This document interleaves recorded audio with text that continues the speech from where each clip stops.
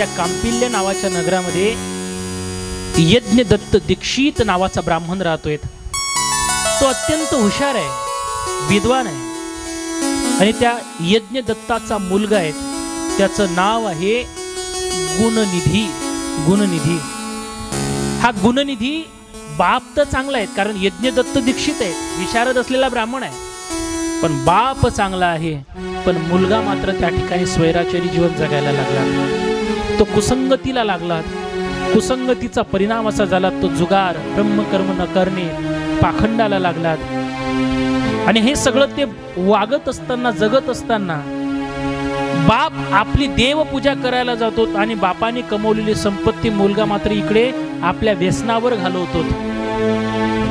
मायेला हे सगळं माहिती आहे, आईला सगळं माहिती असताना सुद्धा आई मात्र आपल्या मुलाच्या अवगुणावर त्या ठिकाणी पडदा टाकायचं काम करते। मला वाटतं बऱ्याच वेळा मुलं जे वांग मार्गाला लागतात ना, त्या वांग मार्गाला लावण्यासाठी कारणीभूत जर कोणी असेल तर माता माऊल्या असतात, कारण ते त्याच्या गुणावर अवगुणावर पडदा टाकायचं काम करतात।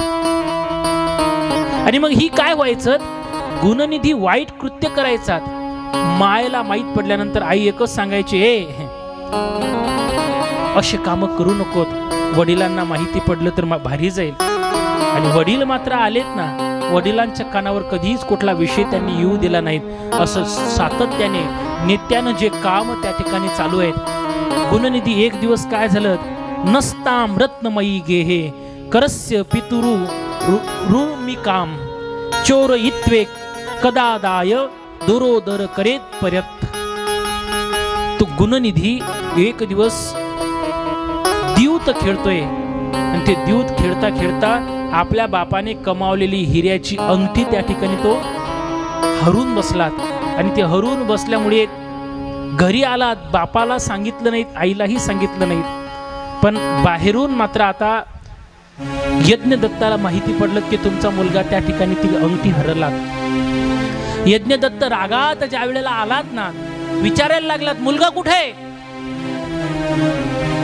गुणनिधीच्या आईला माहिती आहे आपल्या मुलाने काय केलंय, पण ती पडदा टाकायचं काम करते। विचारलं, तुला माहिती नाही काय केलं? म्हटले, धनी मला काहीच माहित नाही। अगं म्हटले, तो अंगठी हरला, सांग कुठे आहे तो, त्याला मला शिक्षा करायची आहे। पण आपला बाप आपल्याला मारणार, त्रास देईल, हा त्याला माहिती असल्यामुळे काय त्या ठिकाणी गुणनिधी आपलं घरदार सोडून आधीच निघून गेला होता, आधी निघून गेला होता। आता हा गुणनिधी ज्या वेळेला निघून गेलात ना, त्यावेळेला झालं असत बघा, तो गुणनिधी घरदार देवेकाकडे जाऊ शकत नाहीत, कारण प्रत्येकाला माहिती आहे आपला मुलगा कसा आहे। मग काय करावं, म्हणून आता कुठंतरी दूर निघून जावं, आपलं जीवन त्या ठिकाणी कसं तरी घालवावं, या उद्देशाने त्या ठिकाणी गुणनिधी निघून गेलात। तो गुणनिधी निघून गेल्यानंतर तो एका ठिकाणी ज्या वेळेला चालायला लागलात, ऊन खूप असल्यामुळे तहानेने जीव व्याकुळ झालाय, दिवसभर चालत असल्यामुळे पोटात भूक आहे, काय करावं। आणि मग गुणनिधीला एक शिवालय दिसलं। ते शिवालय दिसल्यामुळे त्या गुणनिधीच्या लक्षात आलं, ज्या अर्थी इथं शिवालय आहेत, ज्या अर्थी इथं संकीर्तन चालू आहे, संकीर्तन आहे म्हणजे भंडारा सुद्धा, भजन ज्या अर्थी आहे त्या अर्थी भोजन सुद्धा असलंच पाहिजे। त्याच्या लक्षात आलं, कारण भोके पेट भजन न होई रामा, उपवाशी पोटी थोडं ना भजन होते, आणि म्हणून भोजनाचा सुद्धा प्रसाद या ठिकाणी असावा, या उद्देशाने गुणनिधी त्या मंदिराच्या जवळ थांबतो। पण ज्या वेळेला त्या मंदिराच्या जवळ थांबलात ना, पाहलत अनेक लोक त्या ठिकाणी भजन करतायत, आणि शिवालयामध्ये शिवजीच्या शिवलिंगाच्या समोर नैवेद्य सुद्धा ठेवलेले आहेत। त्या गुणनिधीला वाटलं आपण तो नैवेद्य खाल्ला पाहिजे, पण नैवेद्य खायला मिळणार कधी, जोपर्यंत लोक आहेत तोपर्यंत आपल्याला हा नैवेद्य मिळणार नाही। म्हणून आता गुणनिधी मंदिराच्या मागे लोपून राहतोय आणि ते शिवभक्त जाण्याची वाट पाहतोय। काय झालं, हे सर्व शिवभक्त रात्रीला भजन केलं आणि आपल्या मंदिरातील स्मशाली मालवल्यात आणि आपल्या घराच्या वाटेने ज्या वेळेला जायला लागलेत ना, गुणनिधीच्या लक्षात आलं मंदिरातले सगळे शिवभक्त निघून गेलेत, म्हणून चुपचाप त्या ठिकाणी गुणनिधी आला। मंदिरात काळोख असल्यामुळे इकडे तिकडे शोध घ्यायला लागला, नैवेद्य कुठं असेल, तो नैवेद्य दिसला पाहिजे। शिवालयात असलेला छोटासा दिवा त्या दिव्याच्या आधाराने त्याला दिसत नव्हतं, म्हणून गुणनिधीने आपल्या अंगातली वस्त्र काढलं आणि त्या वस्त्राची एक वात बनवलीत आणि ती वात बनवल्यानंतर त्या छोट्याशा दिवावरती पेटवली आणि त्या दिव्याच्या आधाराने, त्या उजेडाच्या आधाराने माझ्या महादेवाच्या समोर ठेवलेला नैवेद्य पाहिलात आणि तो नैवेद्य पाहिल्यानंतर तो नैवेद्य भक्षण करायला त्या नैवेद्याच्या जवळ गेलात. तेवढ्यात एका शिवभक्ताने मागे पाहिलं. त्यांनी विचार केला, अरे आपण मंदिरातल्या तर प्रकाश सर्व मालवला होतात, स्मशाली मालवल्या होत्या, मग मंदिरात एवढा उजेड कसा काय?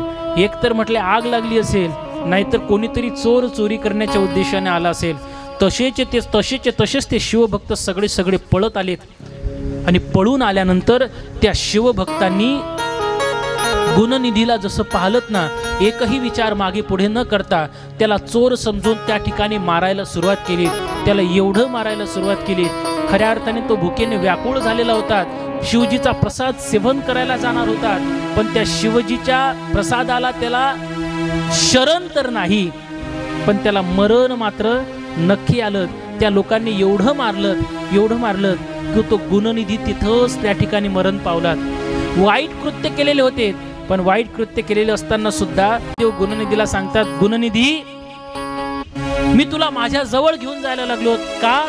कारण तूने माझ्या अंधार असलेल्या, काळोख असलेल्या मंदिरामध्ये तू प्रकाश केलात, तून ज्योत पेटवली, तेही आयती नव्हे, स्वतःच्या अंगावरच्या वस्त्राने त्या ठिकाणी प्रकाश केलात. शिवरात्रीच्या दिवसाला प्रकाश केलात.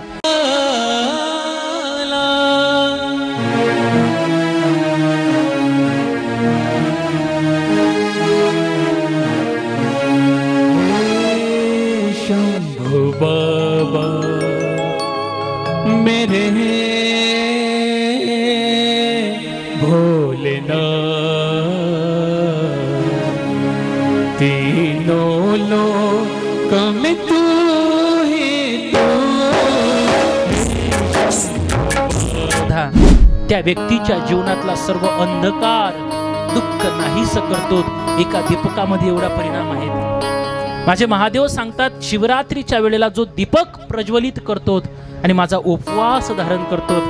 गुणनिधीने उपवास केला काय? नाही, परंतु तो जेवायच्या आशेने होतात ना, पण न कळतपणे तो नैवेद्य घ्यायला गेलात, उपवाशी मरण आलं, शिवलिंगाच्या समोर मरण आलं.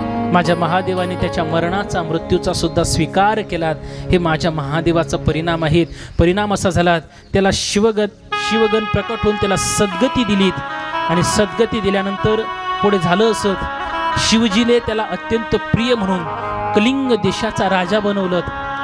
नंतर त्या कलिंग देशाचा राजा बनवल्यानंतर त्या गुणनिधीने सुंदर पद्धतीने सत्कर्म केलीत आणि सत्कर्म केल्यानंतर त्याला माझ्या महादेवाने देवाचा धनपती बनवलं, द्विकपाल बनवलं आणि त्याला उत्तरेकडचं संपूर्ण राज्य त्या ठिकाणी माझ्या महादेवाने देऊन दिलं. आणि मग तो जो धनपती आहेत ना, तोच त्या ठिकाणी ब्रह्मदेवाचे जे पुत्र आहेत पुलस्त्य ऋषी, त्यांचा जो पुत्र आहे विश्रवा, त्या विश्रवाचा पुत्र वैश्रनव नावाने त्या ठिकाणी प्रकट झाले, जन्माला आलेत आणि त्या वैश्रनवाने त्या ठिकाणी तपश्चर्या केली. माझ्या शिवजीला प्रसन्न करून घेतलं. एवढं सुंदर प्रसन्न करून घेतलं का त्या ठिकाणी भगवान महादेव त्याच्या भक्तीवर एवढे प्रसन्न झाले. माझ्या महादेवाने भगवान विश्वकर्माच्या हातून एक अलंकापुरीची निर्मिती केलीत आणि त्या अलंकापुरीचा राजा त्या ठिकाणी त्याला केलं, त्याला तिथला कुबेर करून ठेवलं. आता त्याला कुबेर केल्यानंतर तो जो वैश्रनव आहेत तो नित्य पूजा करतोय, पण नित्य पूजन करण्यासाठी त्याला अलंकापुरीतून काशीला यावं लागत होतं आणि ते काशीवरून पुन्हा अलंकापुरीला जाणं, अलंकापुरीवरून पुन्हा काशीला येणं त्याला फार भारी जात होतं. म्हणून त्यांनी पुन्हा माझ्या महादेवाची साधना केली. महादेवाला पुन्हा एक विनंती केली, सांगितलं, प्रभू मला तुमच्या जवळ भक्ती करण्याकरता, साधना करण्याकरता ये जा करायला फार त्रास होतो. माझी विनंती आहे प्रभू, तुम्ही वास्तव्य करण्यासाठी माझ्या जवळ आला पाहिजेत.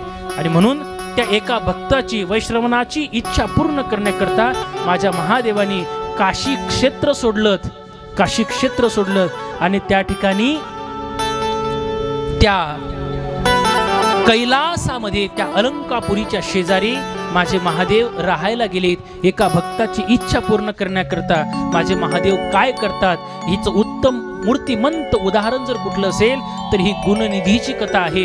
गुणनिधीची कथा आपल्या जीवनामध्ये आपल्याला संकेत देऊन जाते। तुम्ही जर अंतःकरणापासून माझ्या भगवंताची भक्ती केली तर होय भक्ती केला तैसा पूर्वी धरावी ती इच्छा। तुम्ही जशी जशी माझ्या भगवंताची भक्ती करणार त्या भक्तीच्या माध्यमातून भगवान परमात्मा तुम्ही म्हणसाल तसं पद्धतीने करायला लागतो आणि म्हणून त्या देवाची निस्सीम भावनेने भक्ती करणं महत्त्वाचे आहे। हीच गुणनिधीची कथा आपल्याला त्या ठिकाणी सांगते।